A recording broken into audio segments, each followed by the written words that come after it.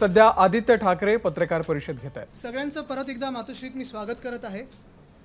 अनेक विषय चर्चेला येऊ शकतात, मग ते सॅनिटरी पॅड वेंडिंग मशीनच्या स्कॅमपासून रस्त्याचा घोटाळा असेल, आत्ता नुकतंच मी पाहिलं तर पॉटहोल फिलिंग मशीन जे काही आणलेलं त्याचा घोटाळा आहे, हे सगळे विषय आहेत। आणि मुंबई महानगरपालिका असेल किंवा घटनाबाह्य सरकार असेल, ह्याबद्दल चर्चा होईलच आणि त्याच्यावर अजून एक पत्रकार परिषद आणि अनेक घेत राहू आपण। सरकार नवीन स्थापन होईपर्यंत आणि एक न्यायाचं सरकार येईपर्यंत हे विषय आपण घेत राहू, लढत राहू। पण आज एक महत्त्वाच्या विषयासाठी आपल्याला बोलवलेलं आहे। आपल्या माध्यमातून मला मुंबईकरांपर्यंत हा विषय न्यायचा आहे, आजूबाजूची जी शहरं आहेत MMR रिजनमध्ये त्यांच्यापर्यंत हा विषय न्यायचा आहे आणि खास करून ह्या घटनाबाह्य सरकारपर्यंत हा विषय न्यायचा आहे। आपल्या सर्वांना माहिती असेल की साधारण मागच्या नोव्हेंबरमध्ये मी आपल्या माध्यमातूनच सगळीकडे वाचलं होतं की मुंबईचे वेस्टर्न एक्सप्रेस हायवे आणि ईस्टर्न एक्सप्रेस हायवे हे दोन्ही MMRDAने हस्तांतरित करून दिलेले आहेत BMCकडे। मुंबई महानगरपालिकेकडे आता जबाबदारी दिलेली आहे की ह्या दोन्ही प्रमुख रस्त्यांचं अपकीप, मेंटेनन्स, डागडुजी असेल, रिपेअर वर्क असेल, जे काही असेल, रंगरंगोटी असेल, लाईट्सचा मेंटेनन्स असेल, म्हणजे ते घाणेरडे लाईट्स नाही तर तो वेगळा घोटाळा आहे, पण स्ट्रीट लाईट्स हे सगळं मुंबई महानगरपालिकेच्या आता खर्चातून होणार आहे किंवा होत असेल। मग हे जर होत असेल, जर मुंबईकरांच्या करातून, मुंबईकरांच्या पैशातून, मुंबईकर जे सगळा कर मुंबई महानगरपालिकेला देतात, स्ट्रीट टॅक्स असेल, इतर सगळे टॅक्स असतील, त्याच्यामधून जर ह्या दोन प्रमुख रस्त्यांचं मेंटेनन्स होत असेल, अपकीप होत असेल, मग अजूनही तिथे जे माझ्या माहितीप्रमाणे टोल नाका आहे तो सगळा पैसा MSRDCसाठी जातो आहे का? तिकडचे जे होर्डिंग्ज आहेत ह्या दोन्ही रस्त्यांवरचे, ह्याचा सगळा पैसा, ह्याचा सगळा रेव्हेन्यू हा MSRDCकडे का जातो आहे? खरं जर पाहिलं गेलं तर अनेक वर्ष हा जो प्रश्न आहे तो प्रलंबित होता। अनेक माझी म्युन्सिपल कमिशनरशी माझी जी चर्चा झाली आणि आमच्या सरकारच्या काळात देखील एक जो थोडा चर्चेचा विषय होता तो म्हणजे हे जर दोन रस्ते हस्तांतरित केले मुंबई महानगरपालिकेला तर टोल नाका असेल किंवा जे ॲडव्हर्टायझिंगचे होर्डिंग्ज आहेत ते देखील मुंबई महानगरपालिकेला हा सगळा रेव्हेन्यू जाणं गरजेचं आहे। जर आपण इन प्रिन्सिपल पाहिलं, जर माझी माहिती खरी असेल आणि जी खरी आहे, MSRDC अजूनही ह्या रस्त्यांवर टोल घेते जिथे मुंबईकरांचा पैसा आता वापरला जातो आहे मेंटेनन्स आणि अपकीपसाठी।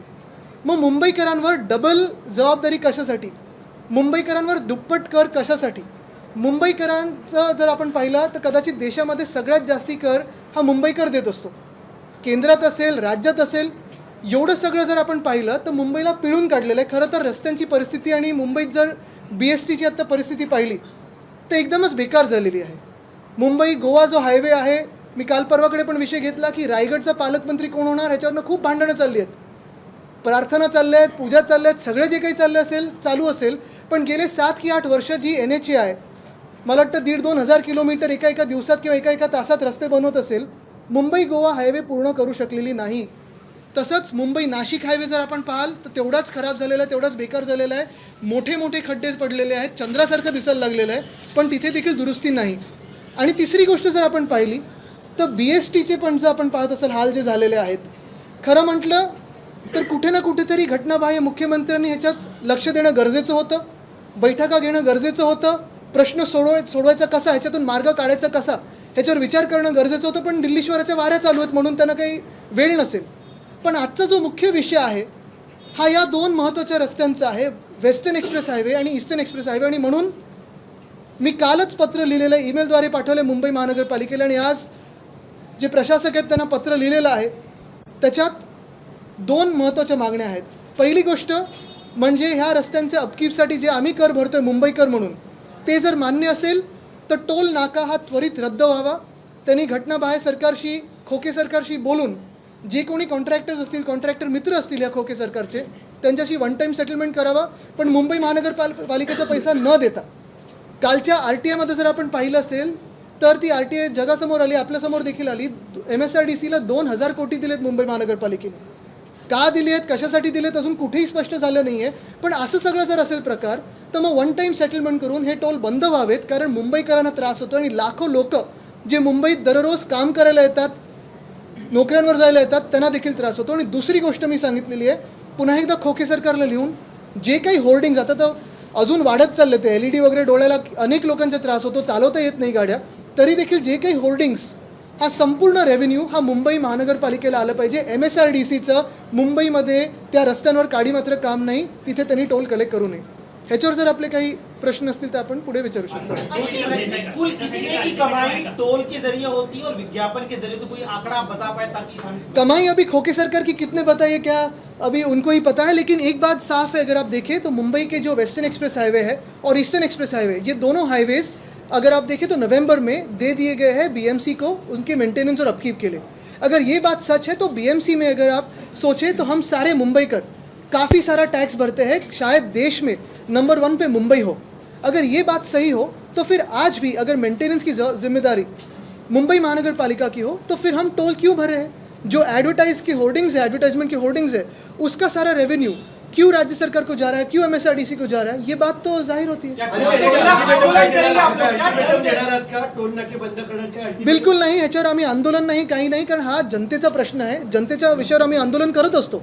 पण इथे जर आंदोलन करायचं म्हटलं तर नक्की काय होणार? ते बिचारे जे टोलवाले आहेत त्यांना कोणाला तरी मार बसेल, टोल बंद, तिथे ट्रॅफिक होईल. तसं न करता मी आज आश्वासित करतो जनतेला की आमचं लवकरच सरकार बनणार आणि ज्या मिनिटात बनणार त्यावेळी मुंबईकरांसाठी आणि लाखो लोक जे मुंबईत काम करतात त्यांच्या हितासाठी त्या मिनिटाला आम्ही हा टोल बंद करू.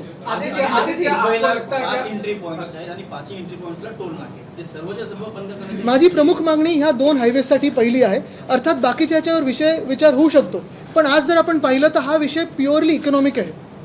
ह्याच्यावर जर आपण खोलात विषय जर विचार केला तर तुम्ही आज मुंबईकर म्हणून 2दा टॅक्स भरता.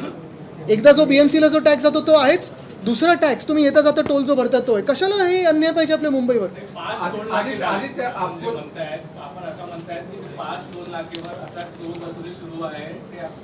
वसुली या सरकारची वेगळी सुरू आहे.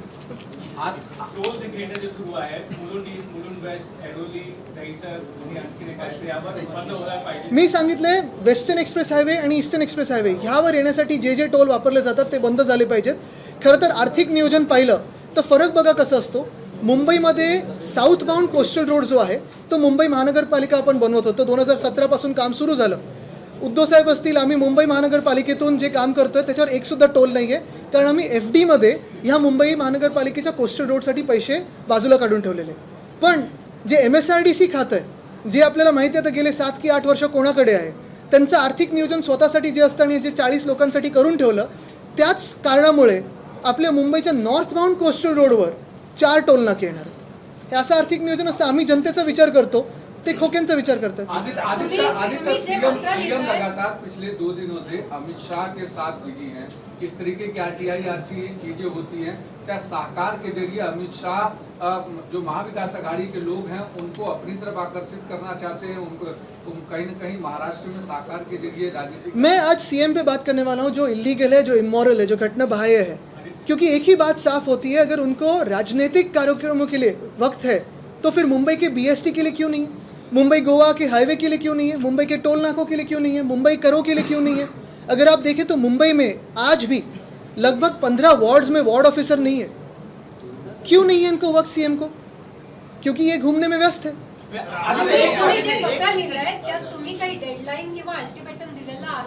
बिलकुल नाही, कारण या सरकारचीच डेडलाईन आता जवळ यायला लागलेली आहे. आणि हे सरकार पडल्यानंतर जेव्हा नवीन सरकार आमचं येणार आहे त्या मिनिटाला आम्ही हे टोल बंद करू. पण महत्त्वाची गोष्ट हेच आहे की खरोखर ह्यांच्यात जर हिंमत असेल आणि खरोखर ह्यांचे कॉन्ट्रॅक्टर मित्र नसतील तर मी चॅलेंज देतो की ह्यांनी पुढच्या आठवड्यात टोल बंद करावं.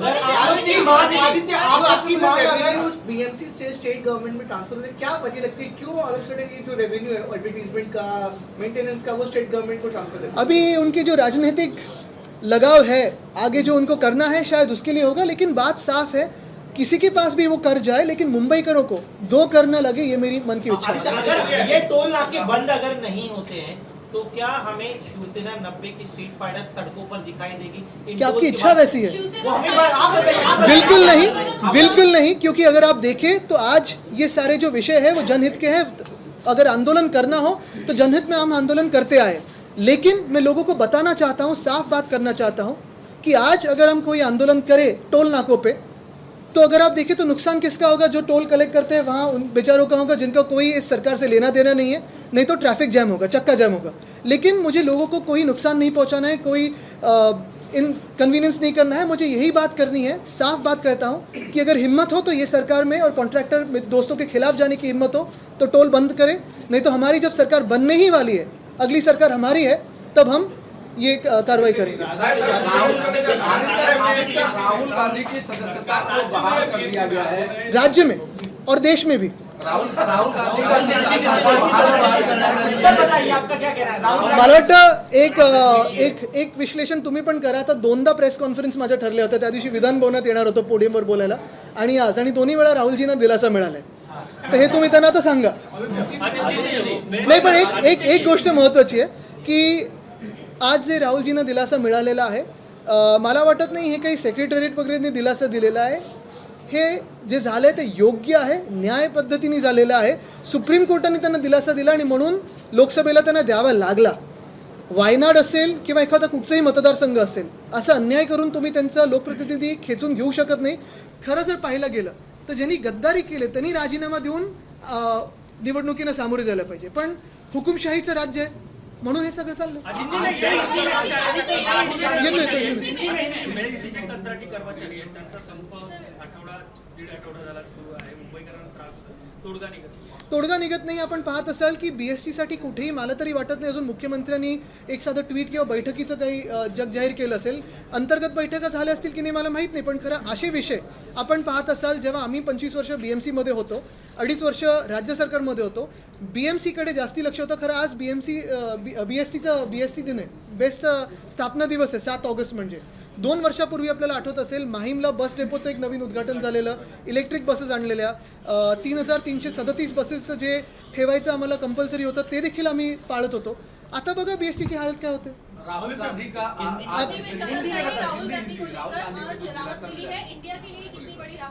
ये इंडिया के लिए अगर आप देखें तो हमारी जो अलायंस है इंडिया के लिए, वो उसके लिए तो राहत है, लेकिन हमारा जो देश है भारत, इसके लिए सबसे बड़ा एक अहम मौका है, क्योंकि अगर आप देखें तो जो हमें न्याय मिला है, सत्यमेव जयते जिसे हम कहते हैं, जो न्याय मिला है वो कोर्ट से मिला है, सुप्रीम कोर्ट से मिला है, और आज लोकसभा को वो लाइन फॉलो करनी पड़ी, सेक्रेटेरिएट को लाइन फॉलो करनी पड़ी। मैं आदरपूर्वक ये कहना चाहता हूँ, क्योंकि बात साफ है कि ये देश में अगर आप देखें तो आज के माहौल में जो भी सत्य के साथ खड़ा रहेगा उसकी आवाज़ दबाने की कोशिश हो रही है, लेकिन वो हम करने नहीं देंगे। प्रश्न असा आहे, तुम्ही आता म्हणाल की आम्ही कुठची डेडलाईन त्याला देत नाही, याच्या आधी जेव्हा तुम्ही रोड स्कॅम बाहेर आणलेला तेव्हा पण तुम्हाला विचारलेलं की ह्याचं एक कन्फ्युजन काय आहे किंवा तुम्ही पुढे काय करणार, तुम्ही कोर्टात जाणार का, तेव्हा तुम्ही म्हणालात की नाही आम्ही कोर्टात नाही जाणार।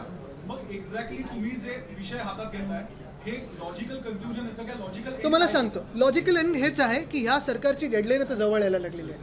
स्कॅम्स जे आहेत, रस्ता घोटाळा असेल, सॅनिटरी पॅड वेंडिंग मशीन असेल, मग स्ट्रीट फर्निचरचा घोटाळा असेल, पॉटहोलचा घोटाळा असेल, जे आत्ता G20 आणि जे अजून काही बेकार लाईट लावलेले आहेत त्याचा घोटाळा असेल, ह्या सगळ्या लाईट्सवर आणि ह्या सगळ्या घोटाळ्यांवर आमचं सरकार जे पुढचं बसणार आहे ते बसल्यानंतर चौकशी होणार, आणि कुठेही खुन्नसच्या भावाने नाही, पण ज्यांनी चूक केली, मग तो अधिकारी असेल किंवा कोणी राजनेता असेल, त्यांना जेलमध्ये टाकणार म्हणजे टाकणार।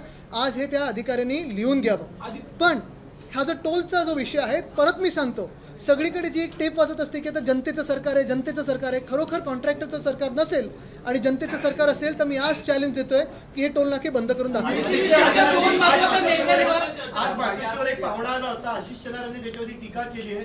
उद्धव ठाकरे जरी विषारी बोलत असतील तरी विषारी साप असे कोणी सोडू नये। मला वाटतं काही लोकांवर मी बोलणं टाळतो, कारण त्यांना जशी त्यांच्याच पक्षात ट्रीटमेंट मिळते, मला वाटतं त्यांना प्रेमाची गरज आहे, थोडं प्रेमाने त्यांच्याशी बोलण्याची गरज आहे। अशा लोकांना रागवून बोलायचं नसतं, थेरपी देऊन बोलायचं असतं। नाही, सापाबद्दल एक आहे, काल बाजूच्या बंगल्यात मला वाटतं नाग मिळाला। आज आपल्याला माहिती आहे की तेजसचा वाढदिवस आहे, त्यांना विश करायला असेल कारण तेजस सर्पमित्र आहे। साप कुठे जातो हे बघायला पाहिजे ना। त्यांच्या ऑफिसला आला, भाजप ऑफिस किंवा मिंदी गटाच्या ऑफिसला गेला तर साप विषाचं रिफिल करायला गेलाय, आमच्याकडे आला म्हणजे विष करायला। पण एक आहे सापामध्ये विष कोणात आहे हे कळतं, गद्दारांमध्ये किती विष होतं, आणि हे जे देशात विष पसरवत आहेत हे आतापर्यंत कळलं नव्हतं, आता देशाला कळायला लागलं।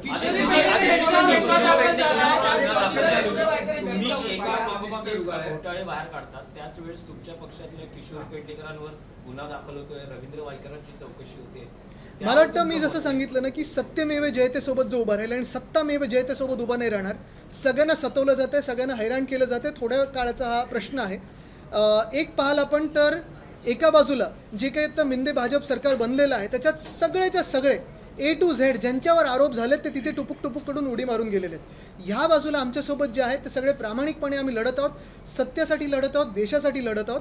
आणि आज परत एकदा विषय कुठेतरी दुसरीकडे न नेता मी पुन्हा एकदा सांगेन की आजचा विषय जो आहे सर्वात महत्त्वाचा आहे. आपण जर खोलावर विषयाचा विचार केला तर एवढंच आहे की वेस्टर्न एक्सप्रेस हायवे आणि ईस्टर्न एक्सप्रेस हायवेवर दुप्पट टोल किंवा दुप्पट कर लावला जातो आहे. कारण मुंबईकर हे स्ट्रीट टॅक्समधून किंवा प्रॉपर्टी टॅक्समधून पण BMCला कर देतात आणि ह्या टोल नाक्यातून देतात. माझी मागणी हीच आहे की ह्या दोन्ही हायवेवर ॲडव्हर्टाइजमेंटचा जो रेव्हेन्यू आहे तो मुंबई महानगरपालिकेला यावा आणि जे टोल आहेत ते बंद व्हावे. धन्यवाद.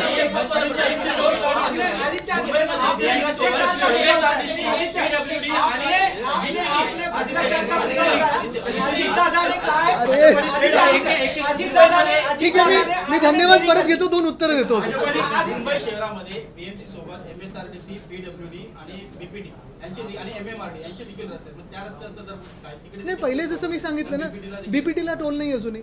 त्या साईडला टोल आहे. मी जसं सांगितलं पहिली गोष्ट म्हणजे तिथे ते सगळे मेंटेनन्स BMCकडे नाही आहे. हा प्रश्न कुठचा तुम्ही पूर्ण ऐकून घ्या. हा प्रश्न आहे की जिथे BMCची जबाबदारी म्हणजे तुम्ही बघा आज वेस्टर्न एक्सप्रेस हायवे रंगरंगोटी BMCच्या खर्चातून, लाईट्स BMCच्या खर्चातून, सिग्नल BMCच्या खर्चातून असेल, ट्रॅफिक पूर्ण सगळ्याचे की रस्त्याची साफसफाई असेल, पॉटहोलचं असेल, खड्ड्याचं असेल, रस्त्याची डागडुजी असेल, हे सगळं BMCच्या खर्चातून आहे. मग BMCचा ह्याच्यावर खर्च करत असेल मग आम्ही MSRDCला टोल का भरावा हा माझा मूळ प्रश्न आहे. भाजपने नवा आरोप केलेला आहे की भाजप काँग्रेसला चायनामधून फायनान्स केला जातो. आता काय एवढं सगळं सोपं असेल मग तुम्ही आमच्या देशाच्या सुरक्षा यंत्रणेवर बोट दाखवताय का? भाजपला हे सांगायचं आहे का की आमची सुरक्षा यंत्रणा वीक आहे? हे खरं आमच्या देशाच्या पूर्ण सुरक्षा यंत्रणेचा अपमान आहे आणि तो आम्ही सहन करणार नाही. ABP माझा, उघडा डोळे बघा नीट.